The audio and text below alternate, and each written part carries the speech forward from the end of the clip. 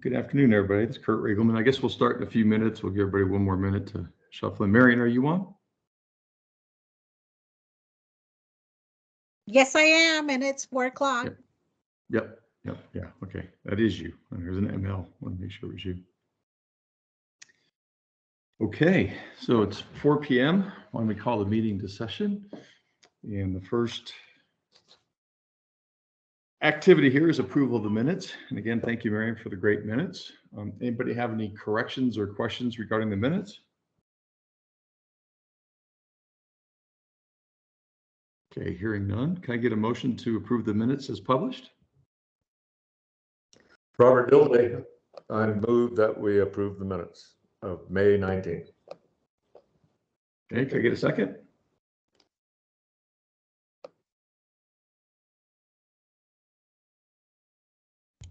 Malcolm will second. Thank you, Malcolm. All right, all those in favor say aye. Aye. Aye. Aye. Anybody opposed? Okay, we'll pass that unanimously. Again, thank you, Marion. They were great. Okay, so let's move into section 3, which is public participation. So this is the area where the public is allowed to comment or question, make statements regarding anything that is not on the agenda. And I know, John, I think you had something that you wanted to read.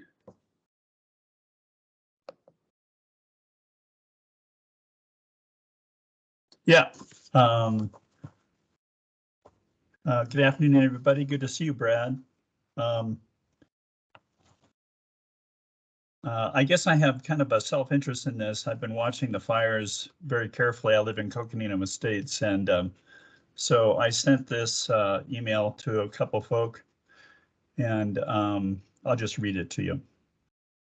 Flagstaff has been watching with horror the new fires. This is hard to watch along with all the folks in Donny Park at risk. The fire has now burned enough of Schultz Creek watershed to the top of Fremont Peak that we could see flooding on the west side of Flagstaff. The fire has also burned into the inner basin on the peaks. With the variable wind directions that we've had, and the inner basin and east side of the peaks will also burn even more. Luckily, they've got a much better handle on the fire, but we still have the burn damage. The question is how severe is the burn damage? So I'll cut to the chase. But I recently looked at the Water Commission report. Doesn't look like we used much water from the inner basin, but we may lose the inner basin water structure due to the fire or the floods that will probably likely come soon. Cheshire, Coconino Estates, downtown and south side may be at risk of flooding in the next few days, weeks, months, or perhaps years, hopefully years. We came close last July in Coconino Estates. There was some flooding in Cheshire without a burn scar. So this is something I think maybe we need to have a discussion, if not in this meeting, maybe for next meeting for sure, as to what's going on, what kind of plans are being made, that kind of stuff. So that's my 10 cents. Thanks, John. Yeah, we might be able to comment on that in the informational items, but we can't bring it up during the formal agenda, but it's clearly a concern. And I know we have one of our commissioners that's not at the meeting because he's out assessing what the damage may or may not be. So it's top of mind, that's for sure. Do we have any other public participation comments? Marion, do we receive any emails that we need to read that are not agenda based? No Okay. emails or anything. Okay, excellent. All right, then let's move to section 4, which is new business. And up first, we've got the Rio de Flag flood control project update. And this is an update, so there is no action required here. So if Trevor and Christine are ready, we'd love to hear that. Yeah, good afternoon, Chair and Water Commission members. My name is Trevor Henry. I am with the Capital Improvements section. I am serving as the Capital Improvements Engineer. Also on the call or the meeting tonight or this afternoon is Christine Cameron. She is with Capital Improvements section as well, and she is a Senior Project Manager. So we are going to do a tag team joint presentation or update. And I am going to go ahead and start that. I'll run the presentation. The Water Commission had requested, and I'm going to go ahead and turn off my camera just to save bandwidth here at City Hall. The Water Commission had requested, and we are here this evening to give an update on the Rio de Flag flood control project.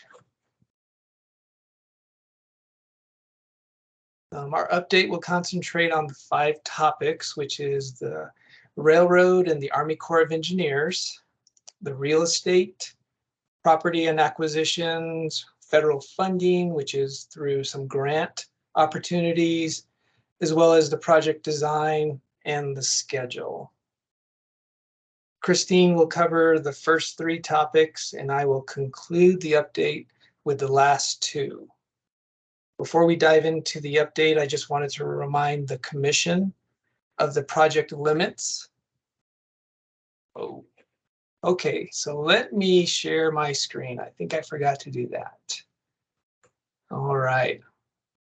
Is everyone seeing the presentation now? Yes. Okay, I apologize for that. But yes, so these are the 5 topics that we're going to talk about tonight. As I mentioned before, Christine will cover the first 3, and then I will conclude with the last 2. But before we dive into the update, I just wanted to remind the commission of the project limits. The floodplain is denoted by the unshaded portion, which is here where you can actually see a lot of the downtown area. There is some areas in the Clay Avenue Reach section. And then as you go north, up towards the north, we have it's near Marshall School, elementary school, kind of in that region, near Thorpe Road and Thorpe Bridge. The boundaries of the lakes are phase 1, which is denoted in red, and that is the lower and the Clay Avenue Reach combined. Phase 2 is the upper reach, which is outlined in orange. So now I'll go ahead and turn it over to Christine so she can begin her talk. Thank you. Good afternoon, everyone. Thanks for having us. Again, this is Christine Cameron. I'm a project manager with Capital Improvements. So we've gained some better momentum with BNSF. Over the last few years, they've gotten serious about completing their 3rd mainline track, and that's through the Southwest region, that Southern Transcon. And that is helping advance the coordination for constructing our local projects, including the Rio de Flag. Having the Lone Tree Overpass moving forward also helps. That project funding is offsetting some of the required rail mitigation costs that the Rio would have to bear on its own. I'll get into that a little bit more here in a second. So our executive meetings are becoming more frequent as we wrap up design and work through the real estate acquisition and construction and maintenance agreement with BNSF. These meetings typically involve mayor and some council members, the Corps LA District Commander, the South Pacific Region Commander for the Corps, and BNSF leadership. So we're currently working through the phase 1 construction and maintenance agreement, the CMA, and that's for the lower reach and the Clay Wash reach. So as Trevor pointed out, that's everything that's south of the rail corridor. And then phase 2, the upper reach, will follow in the process. So at these meetings, we run through updates on the schedule, which Trevor will get to in a little bit more detail here in a minute. And so we've also started more frequent technical group meetings with staff and consultants, and these are to work on the design of the project, the design of the rail mitigation, also coordination on the phasing of the Lone Tree Overpass and the Rio de Flag construction for next year, because they tend to overlap in some areas. And so, yeah, a lot more coordination between the city and our main stakeholders and partners, which has been great. It's really ramping up. So slide, please, Trevor. So the real estate certification is ongoing. We do follow the Corps' process for real estate acquisition.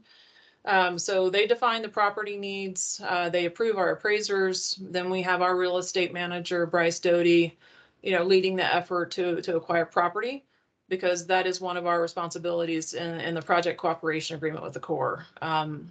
So we are currently getting approval for our appraisers, and we hope to make offers this summer and be wrapped up in March of next year with property rights, so the Corps can go ahead and bid out phase 1. And so we're also working with BNSF on property required for construction, adjacent to the rail corridor. So slide, please, Trevor.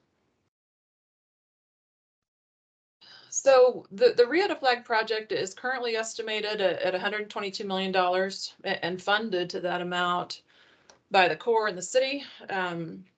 About a year and a half ago, as we proceeded with coordination with BNSF, they presented their mitigation items that were required in order for the city to construct the project.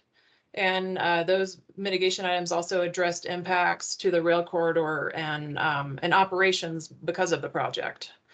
So these are mitigations that include property acquisition, a passing siding, and a shoe fly, which requires a new Milton Bridge.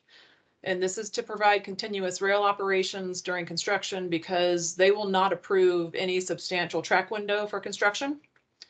It includes a community rail safety plan, which entails engineering improvements, education, and enforcement through the community for safety. And then normal things like permitting and standby equipment during construction in case of any issues, with construction and rail operations. So these mitigations come at an additional cost that is not budgeted. And we also have several additional local projects that have come into the mix. And this is including the Florence to Walnut pedestrian underpass. The Rio pedestrian underpass is adjacent to the floodway, and the Lone Tree overpass, and these due to proximity. So BNSF strongly recommended that we combine the coordination of these efforts for all these local projects, because they fall so close together in the downtown corridor, and they all come with some level of funding, so we can leverage that to help get the Rio completed. It would be much more expensive and cumbersome to handle them one-on-one, and the Rio to stand by itself and have to fund that mitigation. So we partnered with BNSF to construct these projects, provide that rail mitigation, and complete their third mainline track through downtown. And this project is referenced as the Downtown Mod project. And it's really a full corridor transformation that addresses transportation improvements, multimodal projects, the national rail infrastructure improvements, safety, climate initiatives, and equity were the high points, of bringing all these projects together. We did apply for a RAISE grant, which is the infrastructure grant last year that wasn't awarded.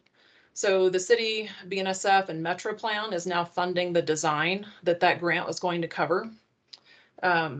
We already have a concept design for the new bridge and track shift, and we will be moving forward with completion of the design of the overall downtown mile in August, when council gets back from break, to award a contract, or if they elect to approve the contract. So I guess I should say that.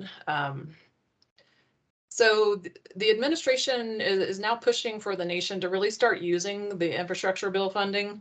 So they are approving projects that are shovel worthy and not just shovel ready for construction funds. With the amount of design completed on this corridor and the funding we already have dedicated, we fall into that category. So in partnership with BNSF, we just recently submitted an application for an infra rural grant through it's the US DOT's Multimodal Project Discretionary Grant Program.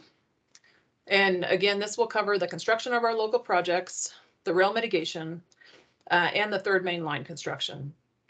The total project cost is estimated at $65 million. And we have asked the grant to cover $39 million. And the city match contribution is $15 million. and BNSF's contribution, their match is 11 million. And, to be clear, this grant does not provide, funding specifically for the Rio to Flag project construction, but it does cover the cost of the required rail mitigation that the Rio is responsible for. And so that's really the main goal of that grant. So Trevor, I will hand it over to you for the remainder of the slides. All right, thank you, Christine. So let's talk about the project design for a little bit. So the project design is shared between the Army Corps and the city. The Army Corps is responsible for their design consultant, and vice versa, the city is responsible for our consultant. At this time, and as it has been throughout the project, both design consultants are working together. They're talking about the design to ensure everything is complete and it meets all the criteria, both on the Army Corps side as well as the city side. Phase 1 is approximately 95% complete. Phase 2 is getting to that limit. We're about 90% complete. The intent is to have both phases complete at the same time. The city is responsible for all the city utility relocations. We're responsible for any street reconstruction, all the side drains that will connect to the main stem or the main channel, concrete box or rectangular open concrete channel. Included with phase 1 will be the low flow channel. The phase 2 will be the low flow channel that will carry local surface flows. The low flow is the responsibility of the city, and included with the low flow channel or design will be pocket parks and a foots trail. The Army Corps is responsible for the main stem channel design. So this is the box culvert again and the open channel sections. Included with their design is all the excavation needed for those structures, as well as any required temporary shoring. The Army Corps is anticipating to be complete with the entire design that has been vetted through both agencies by the summer of 2023. The Army Corps and the city are holding bi-weekly design meetings with our consultants to complete what is left and to get us to 100% plans. These meetings are held virtually and they have been valuable in the process. We've had a few meetings that were prior to COVID, prior to going virtual. We did have in-person meetings. We did have field meetings where we walked the alignment for both phase 1 and 2. So it has been just an ongoing effort, both by the city and the Army Corps. So let's talk a little bit about the schedule, and this will be the last topic for our update. So last month, the project team comprised of the city, the Army Corps, and the railroad submitted the rural infra grant application. We're hoping to hear something in the early parts of January 2023 if we've been awarded. So we're holding fast to that. The start of the final review of the entire design by the Army Corps is expected to start later this summer. Next spring, we are expecting the real estate appraisal offers for phase 1 will be complete, and our expectations regarding the construction and maintenance agreement with the railroad for phase 1 will be approved by our city council. The Army Corps is anticipating the start of construction for phase 1 will begin in the summer of 2023. Completion of phase 1 is expected for the summer of 2026. So basically phase 1 will cover 3 seasons. And again, this is the design team looking at the schedule, looking at the work that's out there, and it may go a little faster. So we may be done a little quicker and vice versa. We may have to go a little longer if things, field conditions and just the way construction goes, it could take a little longer, but we're anticipating 3 seasons for phase 1. In the spring of 2024, we are expecting the real estate appraisal offers for phase 2 will be complete, And our expectation regarding construction and the maintenance agreement with BNSF for phase 1 will be approved, phase 2 will be approved by the City Council. The Army Corps again is anticipating the start of construction for phase 2 will begin in the summer of 2026.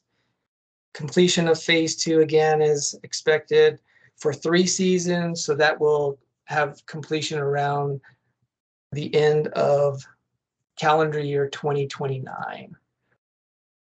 And again, just everything that we've been talking about, this is our estimation right now. This is what we're looking at for completion of the project for both phase 1 and 2. And as things work out, as construction begins, everything could change. We could have some better scenarios. And also with construction, we could have some holdups, but we'll manage through that. And the Army Corps and the city are committed to getting this project complete. So that will wrap up our update. Here are some contact information for Christine and myself. The Rio de Flag Flood Control Project website is there denoted on the bottom. There's always updates. Anything we do, monthly updates, a newsletter is typically sent out, and it will be listed on that website. Additional information on plans for the low flow channel are on the website. Frequently asked questions are on the website.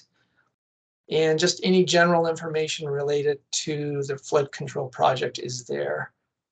So with that, we'll finish up our update, and we'll be open for any questions or comments from the commission. Thank you.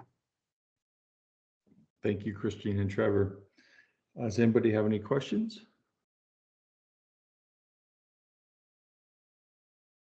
Yeah, I was just wondering, in the process of construction, like they've done the work with the bridge going over 66 and the railroad tracks. What if, worst case scenario, we actually did have a flood? What kind of implications would that have for the project? Are you talking kind of where let me go back to the actual layout of the project here for phase 1 and 2. Are you speaking about where phase 2 will cross the railroad tracks, kind of in that area? Just I'm just talking about in general, since there is a possibility of a burn scar being in the Rio de Flag drainage. How would the current status of the project and the process, as the years come along with this project, how might that affect the project, and what kind of scenarios have you planned for? So that is a good question. So this, with the fire starting this week, I know the city staff has been talking about what impacts the Rio Channel can have upstream. I believe we did have some burning in the Schultz Creek watershed area. So all of that would be coming down. We haven't had a really good chance to debrief yet and look at ultimately what could happen. So we haven't been able to come up with questions. When we do, and I anticipate that should be soon, we will have to engage the Army Corps and speak to them. We'll have to have some data that we will have available to convey to the Army Corps to show them and explain what could happen based on our evaluations and our research. Then we can start generating some options, some construction measures, possibly, maybe some mitigation measures that we would have to do now, implement soon. But we're just starting to get that ball rolling on what effects the burn, the fire, the pipeline fire will have on our project. I hope that kind of helped a little bit with your question, but with the fire just starting earlier this week, it's kind of hard to get that clearly what our plan would be. Yeah, but we're working on it. It's kind of quick to ask a question like this, but I do appreciate you guys being on it and looking at what may happen. So that's great. And I know it's going to take a few weeks before we have a good picture of with an analysis of what the hazard might be. So thank you. You're welcome. Commissioner Alter, I think you've got a question. Yeah. Hey, it's good to see you, Trevor and Christine. Just a couple of notes. I know some of the commissioners know very little about the project, and some of us know maybe way too much. I would encourage them to visit your website. There's kind of some cool things on the virtual tour and what the channel will look like in different places. That being said, I talked with somebody from Friends of the Rio, and we reminisced about the project. And we figure it was pushing 10 years ago that you had the last public input on the project. And we have never seen the plans. So is there any way that the plans can be put up? I realize we're at 95%, so certainly they're detailed. Is there any risk in that, Trevor, Christine? Can we get the plans up on the website in case somebody wants to look at them? Are there any opportunities to make public comment on the plans, or is that just simply too late? That's all. Thank you. Malcolm, we're always open for comments. We have our information there. We've always conveyed to the public, to the community. We did have a community walkthrough with the Friends of the Rio on the low flow channel earlier this year. And we've had some public meetings, I would say maybe 2 summers ago. And we've always conveyed that we are willing to sit down with anybody who wants to look at the plans, both the low flow, any utility plans, street reconstruction plans, as well as the Army Corps' plans. The one comment the Army Corps did tell us is that they are not, they don't prefer to give out the plans, but they will allow staff, city staff, to sit down with anybody and go through the plans. And at one of the public meetings, we did have them available at the back in the council chambers on the back table. And we did go through sheet by sheet and people looked at them. Anybody who was interested was able to review them. But we're just not able to put them on the website and then give them out to people. But we are willing to sit down with whoever and anybody that is interested and go through the plans. Does that help, Malcolm? Yeah, thanks, Trevor. I think that's a good clarification. So we know that. Thank you. Appreciate it. More than welcome. Any other questions for the team? No? Okay. Well, thank you, Trevor Henry and Christine Cameron, for the great presentation. Lots of work to do on that. Okay, item 4B, stormwater utility rate adjustment. Ed Shank is going to give us this presentation. And this is informational and introducing the topic. So, Ed, please proceed. Good afternoon, commissioners. I'm actually not going to give a presentation, but I will at least introduce the topic. And we do have our consultant here as well. Good afternoon, Ed Shank, Stormwater Manager. I will broach this topic. This is the first, and we'll call it first read. It's not really true. First introduction to the stormwater rate assessment or rate adjustment. We have Sanjay, and Sanjay, I apologize if I get your last name mispronounced, but Gar here from Water Resources Economics. He is our consultant for this rate assessment. As many of you know, the need for a new rate assessment for stormwater is largely driven by some of the events that have been touched on even today. Museum fire in 2019 and flood response from that. More recently, pipeline, though obviously we did not know about that when we brought Sanjay on board. And then also some longer term deferred maintenance needs. So I will stop talking because the more I talk, the more I will ramble, and I'll let Sanjay kind of bring up this first. Again, I guess I keep going to say first read, and that's not the true thing. The first introduction to this topic, with perhaps a timeline as well for a more in-depth discussion of the model. Thank you, Yeah, Sanjay. yeah, thank you, Ed. Good evening, commissioners. So today's just more of an introduction, just to talk to you that we're conducting the study on the stormwater. We are looking at the level of service that's needed for stormwater. As you may know, stormwater financially has some challenges associated with it.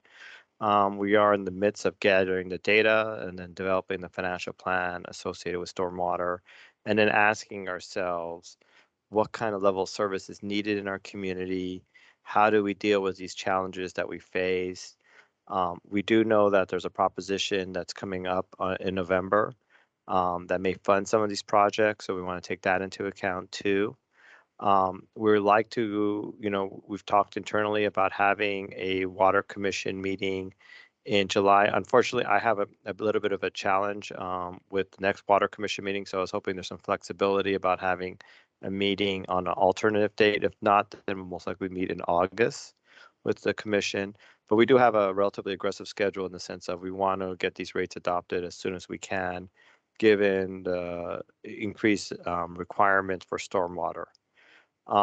Definitely, I'm interested in hearing from the commissioners about any questions or comments that you may have that we need to take into account. This is a great opportunity to hear from you before we really start developing the models, but we will be developing a financial model and looking at operating costs, funding that, and increase operating costs, and then funding future CIP needs. So with that, I'm definitely interested in hearing any of your comments that you may have about the stormwater fee and assessment.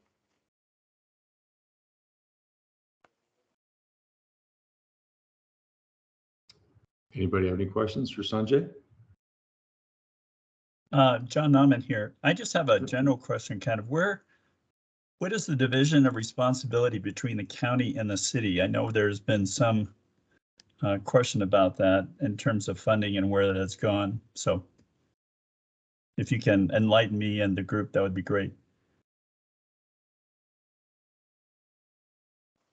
Yeah, I might want to jump in here, Sanjay. That's a really great question. Definition between the flood control district and the stormwater utility here in Flagstaff is a slightly nebulous. It was a lot more defined prior to 2018. Now that the county does assess a property tax on the Flagstaff residents, there is revenue that is derived by Flagstaff through the property tax for the flood control district, as is there's revenue from the stormwater utility rate fee, which is part of your water bill for stormwater. Historically, stormwater has operated mostly as a urban utility, and flood control district has operated as a more of a regional support structure in terms of engineering support, master planning, as well as flood response from a regional side. I don't want to editorialize too much, but it has become a little bit more murky since 2019, and definitely a little more interesting, if you will, since the 2021 events.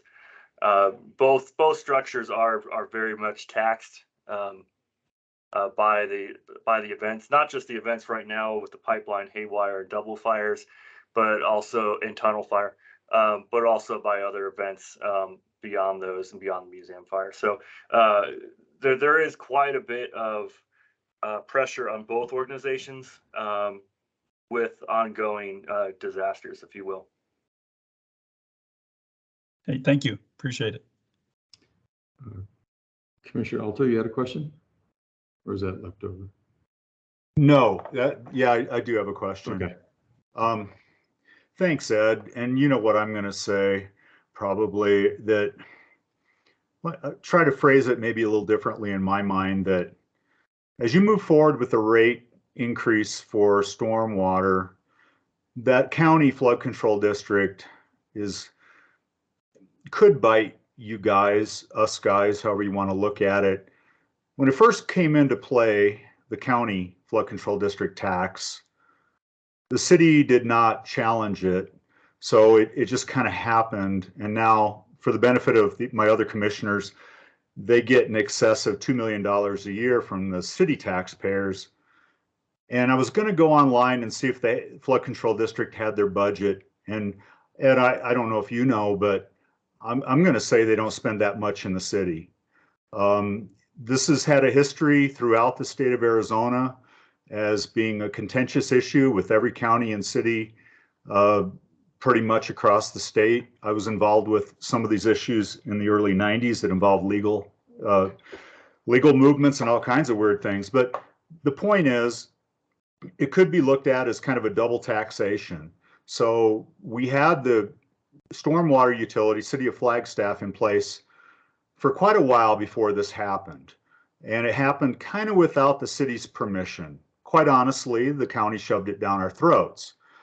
Now, how much of that do they get to? How many years has it been, Ed? I think you just said 19, 3 years, 4 years, $6-8 million they've collected from us. And I know they partnered with us on some things, but we don't know what the actual numbers are. So I think moving forward, a suggestion might be, in order to defend the increase for stormwater, somebody's going to ask the question, well, what's the flood control district doing? Because they get more money from the city than the stormwater utility generates for the city. What is the county doing? So I think that's a real question that a lot of people might ask. And it could throw council for a loop when you're standing there saying, hey, we want to increase the number per, the cost per ERU. And then somebody gets up and says, hey, wait a minute, what about the county? Where are they? I give them a lot of money. So that's probably enough said. Yeah, that's probably enough. Just kind of beware of that. I think it should be answered. Thank you. And I'll just jump in just briefly. Malcolm, I hear you, and I don't think I can say much more on that in this venue. I will say that they do collect a little over 2 million. I think it's 2.5 million a year. To give some context, the cost last year for flood response from the flood control district was roughly 1.7. And the city covered, and going a little bit on a limb here, I think Rick Tatter's in the room. The city cost was roughly about 1 million on that as well. So there were considerable costs to both the flood control district as well as to the city. And part of this rate assessment is not just for flood response, but also to help fund some of the needed capital improvement projects. And to be quite honest, we just heard from Trevor and Christine on the Rio to Flag, and the pretty large price tag on that. I'm not going to give you a number, but I'm going to tell you some of this post-fire response could easily be in that same realm. So this is a very large change in responsibility for both the county and the city in terms of many overlapping disasters with some pretty severe potential consequences. Commissioner Bills? Yeah, for Ed, recent and current fires notwithstanding, and I think you just touched on this a little bit, but I'm wondering if you could give us a general idea of what some of that deferred maintenance that's been building up is. Thank you, Commissioner Bills. I can give you an idea, but it's going to be really hard to put a number to it. And the reason why is the economic environment, as you probably know, has changed quite a bit since COVID. So we've had some pretty impressive inflation. If you follow the financial news, you're talking on a nationwide scale of roughly 8.6% just in the last year. I will say, and I'm sure Trevor and Christine would agree with this, with our construction costs locally in northern Arizona, it is much, much higher than that. So we're seeing a doubling in cost in some of our CIP bids, at least in the last couple of years. So it's kind of challenging, and I don't want to put a number to that, other than to say when the Northeast Area Master Drainage Study was completed back in the final phase in 2010, we had a list, a wish list of projects, if you will. Several of them have actually seen flooding since that 2010 report. And this is only for the Northeast area of Flagstaff, and that one study has a deferred maintenance bill that is in the several tens of millions. And I don't want to editorialize, but it is probably quite a bit higher now. And that is only for that one quadrant of Flagstaff. So it is pretty substantial. Most of the areas we know of that are repetitive flooding issues, we do have at least a concept level design on. But there is quite a bit out there. And as you expect with some of the climate variability we're seeing with drought, but then also some of these extreme flood events. We had that 1,000-year event on the east side a couple of years back, the 500-year event last year over Mount Eldon, the 300-year event over Forest Heights, and then our post-fire events. We're obviously starting to see some of these pretty severe storms coming in, as actually, honestly, as predicted by the IPCC for the southwestern portion of the United States based on climate change models. So a lot of this sounds like some kind of channel modification to handle what's looking like larger than expected flows. But I'm also wondering, besides the Northeast area, if there are any other deferred maintenance issues around the community. There are, and I'll be honest, a few of them we don't have a very good handle on because they require a certain level of master planning and a master hydrology and hydraulics model. We have that done in piecemeal for the majority of the city, but there are some notable data gaps that will eventually need to be addressed. Okay, thank you for the info. Yeah, this is Kurt Rigman. Two points. One is I think what you're hearing, and this is a question I had one of the comments in the staff notes was that we've taken on a lot of different responsibilities, we being the department, which have added to the burden. But I think it's critical as you go through this rate structure for the people of the city to understand a clear line division between what the city's doing and what the county's doing and who's paying for what. Because I think it's hard to enforce any kind of a new rate structure without, what are we getting for it? So, and also to go back and zero based, do we really need to do those things? I mean, is that just sort of, we've always done it and it's a nice to have? I mean, how do we really acid test all that to make sure it's the right thing? And the second question is, Ed, is as we develop these models, to what extent, and also a question for Rick Tatter, to what extent is sort of the city finance department in and out of this model, double checking, make sure we're on the right track as an advisor, if you will, through the process? Is that part of the process? That is part of the process, and if Rick Tatter is here, I'll let him speak to that. To your first point, I absolutely agree, and I will say it's a little early to say this, but we are bringing in John Rutan, who did the Water Services Strategic Plan, to help with some of the communication, and he will be working with us and hopefully with Sanjay to help communicate to city management and to city council level of services, and then also standards-based practices, so that when they do make a decision on the rate structure, that it is not done arbitrarily, that we do actually have a strategy to it, as well as standards and a level of service that is defensible. If that makes sense. No, it does. And that's all going to dovetail in because we're also looking at other rate increases on the water and sewage side, so that we have hopefully we have one comprehensive package and we're not hitting the city by, death by 100 cuts, right?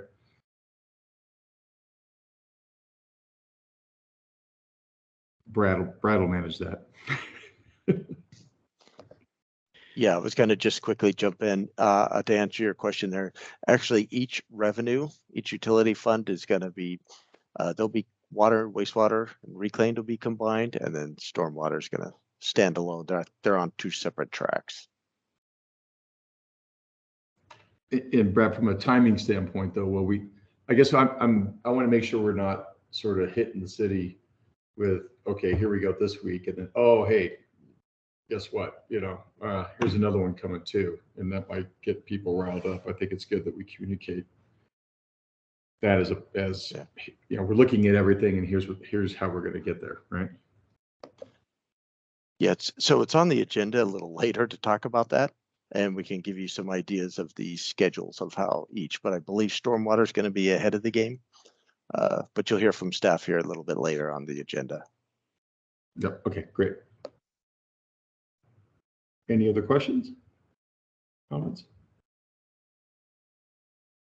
Okay, thank you. Let's move to 4C. Thank you very much, Ed and Sanjay. Appreciate it. Let's move to 4C, which is an update on the 2021 report to the Water Commission, and Aaron Young. Good afternoon, everyone.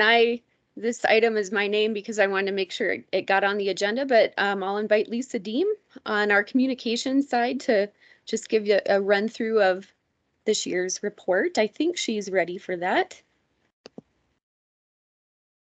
I am. Good afternoon, Commission Chair and Commission members. We are pleased to present the 2022 report to the Water Commission.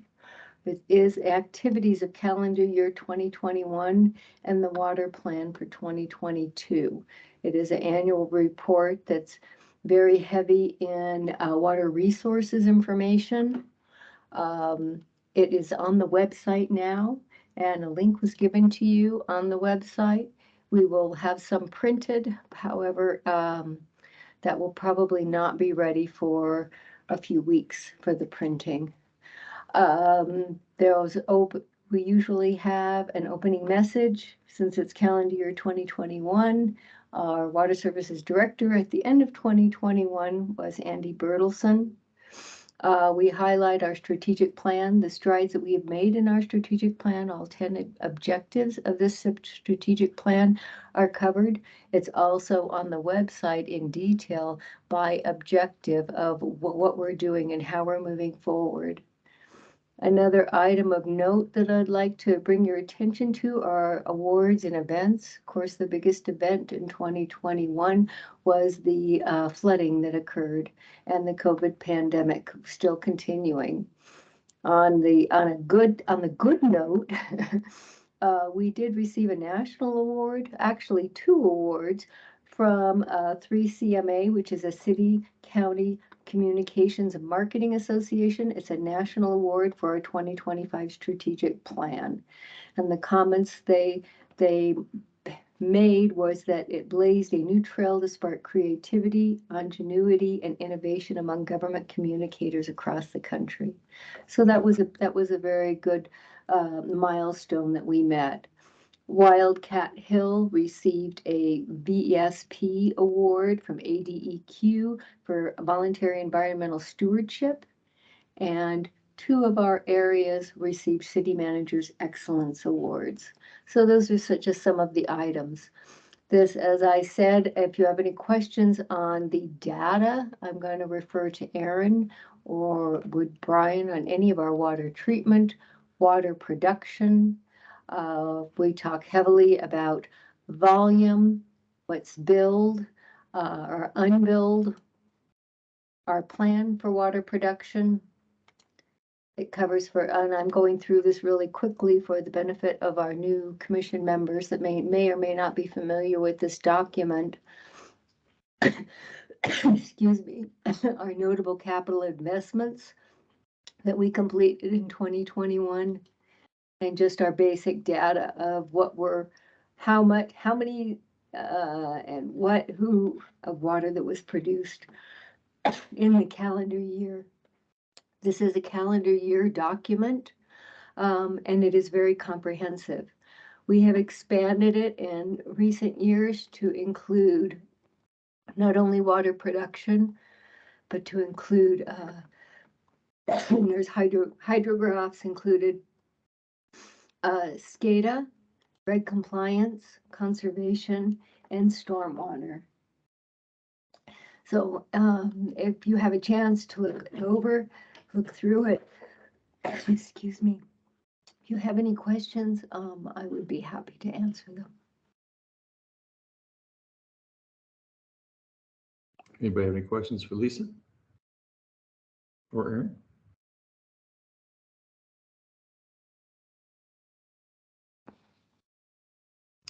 I have a quick, if Rick Tatter is online, I have a question for Rick, if that's possible. Rick, you there? Yep, I'm here. So question, going through there is a tremendous amount of information about what the department has been doing. And there's one number in there about revenue. And I was wondering if this is an appropriate or inappropriate place to put some more of the financial information. In other words, for me, I'm looking revenue, grants in, OpEx, CapEx expenditures, interest payments, sort of just like a quick sheet, one pager on financially, because someone made this statement earlier, as you know, we're having issues on the sewer side. I think some of the commissioners don't know that. So is there a place to get a snapshot, or is there a different document that you could point us to that might have that information? Yes, Water Commission. I'm Rick Tatter, Management Service Director and City Treasurer. Yeah, we're always willing to partner with our water services team and our finance and management service team to get data that you'd like in that report. There are a couple other tools that we have. They're not necessarily an up-to-date, very current, but we do an annual budget. The budget document has 5-year plan data related to activity for the funds. We also, do our annual financial reports for all funds in the city. So as far as financial reports, those are things that are easily available, but we sure be open to suggestions of what we add to the next Water Commission report and be a partner in that. I don't see any problem with that. Thank you. Yeah, we'll think about that and get with you. Yeah. Thank you very much, Rick. Yeah, you betcha. Any other questions? Okay, seeing no old business on the agenda, we'll move to section 6, which are informational items from the chair, commissioner, staff. And the first one was an update on just a quick update on how we're doing with the water department presentations to the Citizens Bond Commission. So hi there, Water Commission and Mr. Chair, I do have just a quick comment before we jump into that, if we can. Sure. That I'd like to kind of insert that I was negligent on putting on this portion of the agenda, and that was to actually introduce myself. I was going to do that at the end if we didn't already. So yeah, go ahead. Okay. Yeah, I realized that when I was looking at this agenda today, it's like, oh, there's a lot of people I do know on this call and some that I don't. And some that I do know might wonder, why are they seeing me at this meeting as back as Water Services Director? So for those that don't know me, I worked for the city for approximately the last 15 years. Mostly as the Director of Water Services. And before that, I was the first Water Resources Manager, of which I backfilled and had Aaron take my job when I was promoted to Director. The reason why I'm here today and probably for the next several months is the city, I had retired 2 years ago. The city and then Aaron and Andy kind of subsequently took my job. And then after Andy left to go to the county, the city manager, which I believe he's on, he reached out to me and asked if I would come back in a part-time basis because I'm familiar with the division, staff's familiar with me, I'm familiar with the issues that are going on, or at least mostly. And so I agreed to come back as a part-time to be the director. So I plan to do that both remotely, like we see in June, and then come July, August, September, whatever, I'll be back in Flagstaff. So I just kind of wanted to introduce myself and why some of these folks might be wondering. I'm back as temporary as Water Services Director. So thank you, Mr. Chair, for doing that. And on the first one that you mentioned, in terms of the Citizen Bond Committee, I believe Gary is on. And Gary, if you can jump in and kind of provide a little background. I don't see Jim. Oh, Gary. Yep, Gary, you're on. Oh, he says on It looks hold. like Gary's on hold, yeah. Yeah. Oh, maybe city manager. Nope, we can't hear you. Yeah, I just had to unmute. I can speak to the bond committee if you like to give an update. Yeah, that'd be great. Shannon Anderson, the deputy city attorney, and myself have been meeting with the Citizen Bond Committee on a weekly basis up until about a week ago. The bond committee deliberated hard on the many proposals and programs in front of it and came up with a list for council to consider with a couple of options attached to that list should the council desire to pare down the cost, which in fact was the case when we were in front of the council the subsequent week. This was a week ago.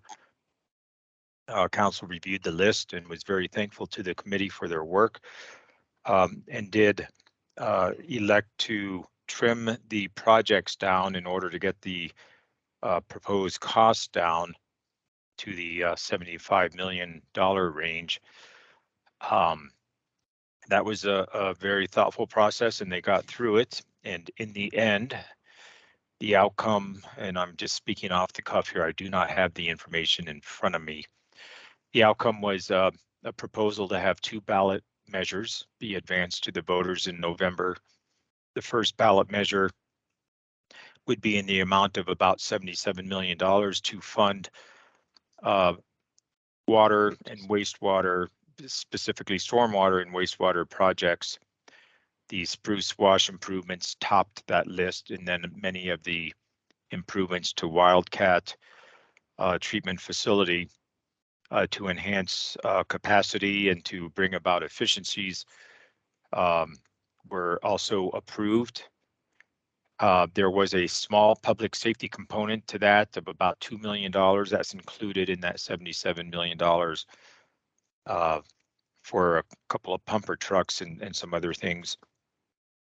The bulk of that $77 million ballot measure, which is being formulated as we speak, I've got a draft in my inbox and we're going back and forth with the attorney's office and out of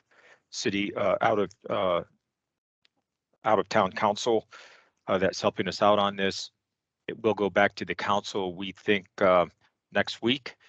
The ballot language will go back to council next week. The second ballot measure would be in the amount of, I misspoke. I mentioned 77 million. The 77 million was the aggregate. Let me back up, and I apologize for the confusion. 57 million of that was water, specific wastewater and stormwater. 20 million of it to be allocated to housing, and that would be the second ballot measure. So I'm going to summarize again because I was confusing. 2 ballot measures, the aggregate total $77 million. The first ballot measure in the amount of $57 million for water-related projects. The second ballot measure in the amount of $20 million for housing programs and maybe some projects. And I won't delve into those unless more detail is needed, but I'll stop here and see if you have any questions, and I apologize for the confusing narrative there. No worries. No, to me, that was what I was looking for, just to understand how the department fared in the discussions. Anybody have any other questions about that topic? Excellent. Thank you so much. And yeah, then, thank you. Yeah, and as one quick comment before I mute myself, I thought it was a big win for water services. These are very important projects. And it was, I know there's a lot of work to do. We have to get this over the finish line in November and get voter approval, but it was a big win. And many props go out to the staff and water services who helped to inform these discussions. So yeah, thank you for letting me give you a little narrative there. Appreciate it. excellent. Agree. That was a lot of work. The rate studies, the other rate studies. So we have both Aaron and I'd bring back Rick as well, because I think you asked one of the questions about the track of when each are going to be done. So I'd like both of them to kind of answer that question. Sure, I'll just provide the update that I have confirmation from procurement that our RFP made it through legal review and should be on the Planet Bids website on Tuesday. And Aaron, for which rate utilities is that for? Of course, yeah, it's the water and wastewater and reclaimed water rates. That, you know, June now, we might have somebody on board, I would think in September. It's a year-long process, so we're probably looking at rates being implemented January 24. And Rick, what do you think about that? Can we do it? Good. If it's a calm year. No pressure. No pressure. Yeah, we haven't set the timeline for that, but I think at least by January 2024, we probably would have a rate increase for water, wastewater, and reclaimed water. If the cards align, it could be as soon as July, possibly, or in the fall. It really depends on after we get the procurement closed, get somebody along and talk about that timeline with all the outreach and all the work to be done. We'll see. Rick, did you want to talk a little bit about stormwater? The commissioner chair talked about stormwater timeline. Yeah, I could speak to that unless Ed or someone else wants to, but we did put a timeline together with our consultant and talked about the process. Our goal is to, take this one faster because we do have a lot of resource needs in stormwater. Our layout is approaching to where we want to have a council approval of rates in November with an effective date in January of 2023. So that's the charge that we have, and we're seeking to get approval from current council. And we're looking to do it just after the election because, if bond measure fails, that makes it a different rate or a different discussion. But we're going to look at those opportunities of rates with or without that bond approval, which are hopeful to pass. And I feel confident will, but we'll see at time. Does that help? Yeah, that's perfect. Thank you. Any other questions on that topic?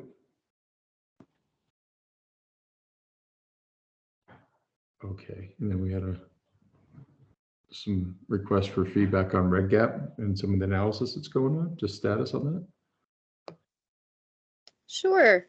Red Gap, the feasibility study with Jacobs Engineering is moving along. They're shooting for having a report draft to us in the fall, then hopefully putting a bow around their phase 2 efforts by the end of the year. So that's the timeline. Any questions?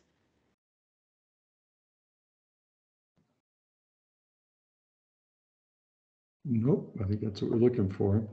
And then this one was more of a document potentially, is if there's a list of some of the larger approvals and or decisions that we need to make through the second half of the year, if we could develop that just so people can have that and sort of have that in the back of their head. So Brad, I know that's probably, So we don't need exactly. to talk through all of it, but if we could develop something for next meeting, that'd be great. And so I've been reaching out to each of the staff as I'm getting back and re-engaged in this division, and I'll be forwarding some of those to you, and whether you have a meeting next month or not, or I'll be giving you some of that list of what to anticipate in the second half to answer your question.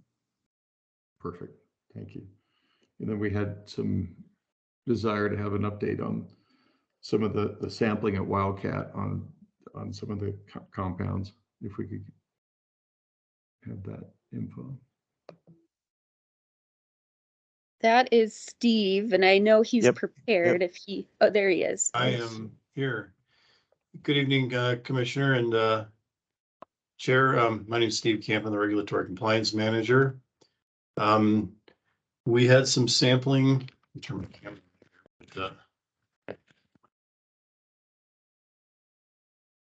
we had ADEQ conducted sampling at some of our wells and also at our wastewater plant, where the PFOA compounds, those are the polyfluoro compounds that ambiguous are just so prevalent in the environment. They sampled 6 of our wells back between December and April, December 2021 and April 2022. It was not detected in any of the wells that they sampled. They've also come out and they sampled Wildcat and Rio, the effluent, and then also the biosolids out at Wildcat. We're still waiting on those results. And so once we get those results, we can forward those results over to you. And that's what I've got. All right, excellent, thank you. Anybody have any questions for Steve on that topic?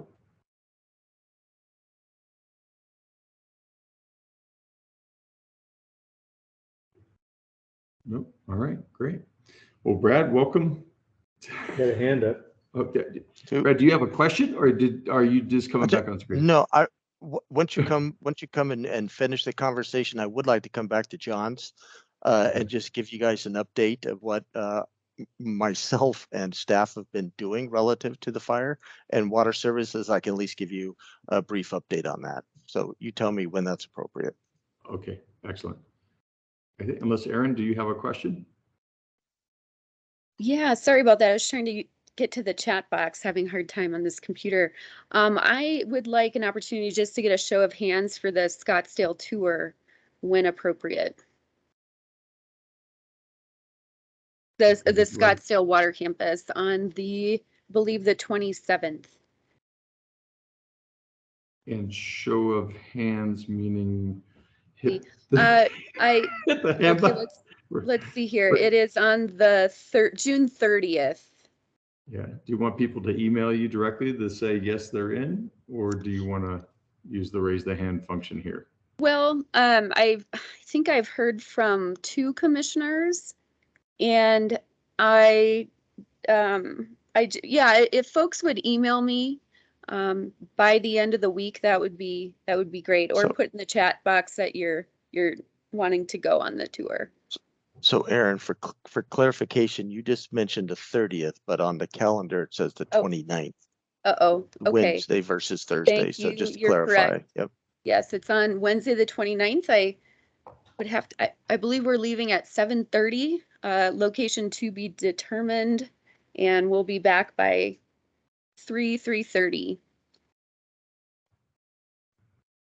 So either in the chat box or through email. Thank you. Aaron, John Nauman here. Is this just for the Water Commission and city staff and so forth, or members of the community come also if there's room? Well, I'm looking into transportation and thinking a 15-passenger van is going to work, which wouldn't leave room for folks not on the commission or with council. So that's kind of where it stands. We're limited with the number of people on the tour. Brad, do you want to share your thoughts on that? If there's room at the plant, maybe folks could drive and attend with us. So my first thought in terms of so Scottsdale may or may not have a maximum on the tour, so you should verify that.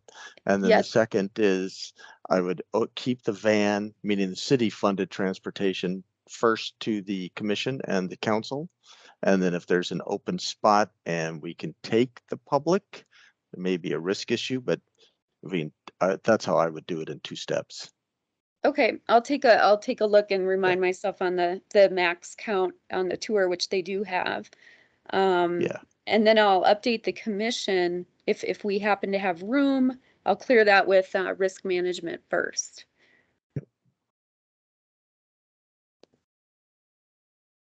Yeah, that sounds good. Thanks, Aaron.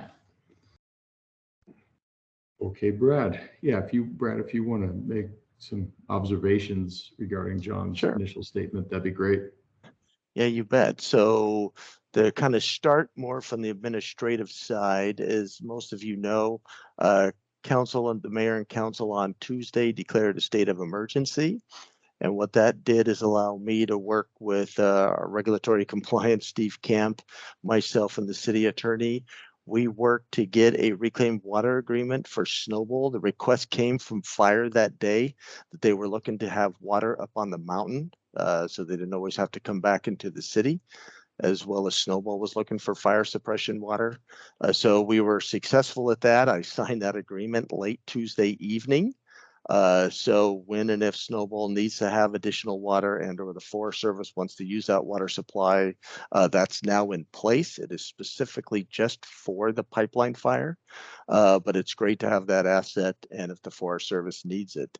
The next one is today, I've been working with fire. So to give, the fire has not gone into the inner basin. In fact, they've called me. They were looking to seek our spring flows. As for those that are familiar, the city has 3 wells plus spring boxes. They were looking for this since we are not using the inner basin this coming summer. Due to the fire, they had asked if they could get access to the spring flows. So right now I have a water production staff going up on the mountain with the fire department to give them access, because those that are in the inner basin in Lockett Meadow fighting the fire now don't want to have to keep going back and forth down the inner basin road. So we are fortunate that the fire is not in the inner basin, and then we're also fortunate that we're going to give them some water supply so they can have just stay there within it and fight the fire. And then the last update is Erin sent out a document that I thought was very relevant, and I'm glad she did that. So back literally 10 years ago, we put together, the Water Services Department, that it was called Utilities, put together that document of the impact from the Schultz Fire 2010. That was just specifically related to the water line and Waterline Road. But it was a huge undertaking, and hopefully, it's not a deja vu. We're going to have to do similar things again, but I thought it was important for the Water Commission members to see that and be familiar kind of what the city and Water Services had to do from the Schultz fire, because it may come back to fruition, if not specifically on Waterline Road, because this is we know right now that the Weatherford drainage has burnt. So we do have portions of that pipeline downstream, actually in Schultz Creek and below the Waterford watershed. So just as an FYI of information. And I don't know if Ed, if you have anything more from kind of for what we're doing in terms of the planning on the bear treatment. I think that's important for them to know as well. Yeah, thank you, Brad. Good to see your face. It's been a while. Yep. I'll keep it pretty high level. As you expect, a lot of the flooding concerns are still going to take a little bit to completely understand. And the reason for that is the bear team hasn't fully stood up yet. So that's the burned area emergency response team. And what they need to do, one of the tasks under bear is to look at the soil burn severity. So when you have those really severely burned soils that become hydrophobic, and those are the soils that we're most concerned about in terms of runoff and flood potential. So since we do not have that yet, we're still at a pretty high level in terms of flood planning. We have had J.E. Fuller Hydrology do 2 preliminary models for the watersheds that might be impacting the city. So that would be Schultz Creek and the watershed of Schultz Creek, as well as the Rio de Flag tributaries just west of Schultz Creek. So those 2 models were based on some assumptions, since we do not have a soil burn severity map at present. The models were Flow 2Ds. These are 2-dimensional models that were run in kind of a standard way that we have worked with the flood control district in the past for museum fire, tunnel fire, as well as Schultz fire back in the day. That said, we have about 1,000 acres of new burn within the Schultz Creek watershed. This is in combination with the 350 acres that were burned in the Schultz Creek watershed in 2019 as part of the museum fire. So we have a total of roughly 1,400 acres, mostly on steep slopes, with another roughly 400 acres of Rio de Flag tributary that was burned just west of Schultz Creek. So as you expect, there is an enhanced flood risk from the fire, from the pipeline fire. Still very hard to quantify. We do have a range of values. I will not be giving you that range since it is very preliminary. Just suffice to say that it is several times greater than what the flood risk would have been pre-fire. We are working on a press release. This will be a joint press release between the City of Flagstaff and the Flood Control District. Highly encouraging residents to get flood insurance, especially within the pre-established 500-year floodplain, FEMA floodplain for the Rio de Flag, as well as for Schultz Creek. We'll be adding to that as we get better model results. There will be an extension of that flood hazard area beyond that. There was a question about Rio de Flag impacts to the project, the Rio de Flag flood control project. I think it's a little premature to give you a solid answer there, other than to say that if we're talking about roughly 1,800 acres of burn in the Rio de Flag watershed between Schultz Creek and those other tributaries, that is a fairly small part of the larger Rio de Flag watershed, which is over 50 square miles. So if you're talking about 1,800 acres, we're talking about roughly 3-4 square miles. So it's a rather small portion of the overall Rio de Flag. We do expect a fair amount of attenuation as we move through the city. So the biggest flood impacts will probably be local for the most part. But again, it's premature to give too much information. There is a lot going on.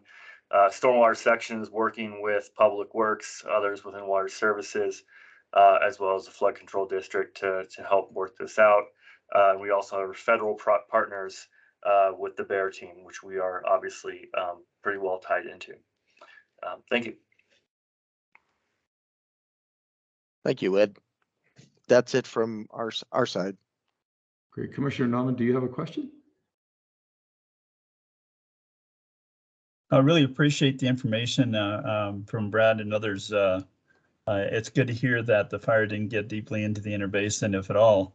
I must have misread the map, but I really appreciate the information, and I know it's kind of early to get any exact findings on this, but appreciate it. Thank you, Brad.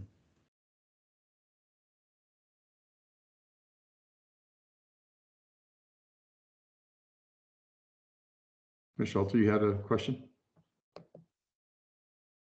Yeah, it was actually for John's benefit, and maybe Ed's too. Schultz Creek drainage, as it comes down to 180, is kind of convoluted. It hits a box culvert that ADOT's responsible for that actually runs towards town down 180. And then I don't know the name of the subdivision, but it's the road is Stefano Way. There is a regulatory floodplain there, and for some reason the box culvert empties into my memory is a 42 or a 48-inch pipe that goes through the neighborhood. Hence, there is a 100-year floodplain associated with that infrastructure that's severely undersized. We did have a plan at one time with connection with the fire department when they built the fire station to run a channel over to the Rio to bypass that system. The property owner was willing, but then changed his mind, so that never happened. So I think that looking at that or remembering that floodplain on Stefano Way, John, that's the bottleneck that I would be worried about, and maybe and the maintenance responsibility is split into two people there, or two outfits, because ADOT is responsible for the box and the city is responsible for the culvert. So I guess my suggestion would be, or I throw it out there to Ed, just maybe make sure those two facilities are wide open and ready. That's all. Thank you. Yeah, thank you, Malcolm. That's a difficult area, and I don't want to say too much, but yeah, that's going to be a very tough situation there. Yeah, I guess the reason I'm kind of worried is we had a flooding event in Cheshire in July of last summer, and I looked at the precipitation, the local precipitation, that about 2 inches in an hour fell, and I don't know, it looked a pretty small area. And I walked that watershed a little bit, and it was a pretty small area, but it filled the Rio in Coconino Estates right up to the bottom of the bridge. So I was a little stunned, actually, that small of an area of precip could fill the Rio up almost to the point of going over the bridge. But that's why I was a little bit worried with a burn scar in the right location. But that's a lot of factors coming into play, working in the wrong way, and so the chances are low for something like that to happen. But if there's a lot of debris, it seems like there could be a way that the county, the Forest Service, and the city might be able to get a jump on this and see how you could do debris capture somewhere, up in by Schultz Creek or something along those lines. But that's just some wild ideas on my part. So.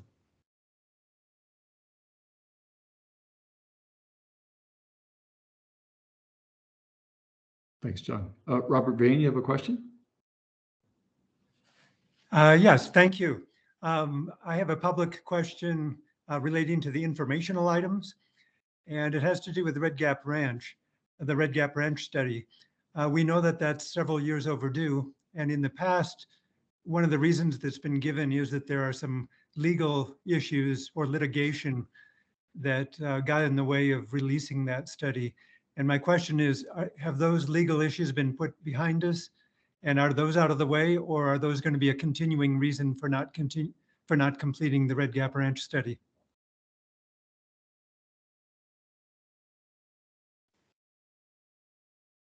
Well, Brad, you're not jumping in.